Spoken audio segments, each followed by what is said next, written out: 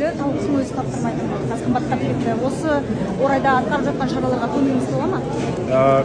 Егер де сіз менің 3 жыл бұрын болған интервьюімді көтерсеңіз, Жібек жолы деген Ерболат Мұхамеджанға беріп отқан сұхбатым бар.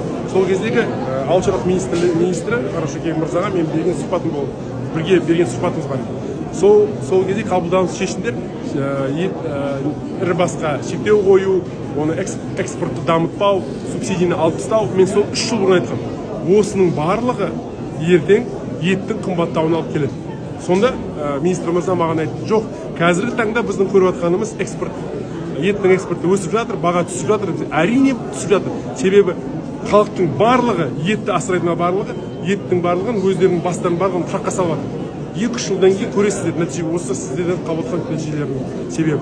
Ол бірінші. Екіншіден енді бұл еттің бағасы бүкіл дүние жүзі бойынша өсіп жатыр. Тек қана Қазақстан отқан құбылыс емес. Бұл жерде енді қазір біздің үкімет бірқатар шешімдер қабылдады. Мен қазір тағы да өзім 1-2-3 күнде біз депутаттық сауалдама немесе осы біздің сұхбаттама тағы да бірқатар біз өзіміздің шараларды ұсынайын деп жатырмыз. Себебі тек қана квоталау ол бір жақта ғана шешу, бұл жерде ауқымды жүйелі шешімдер қажет. Сонда ғана біз, менің ойымша, біз 1-2-3 айдың ішінде еттің бағасын түсіріп аламыз.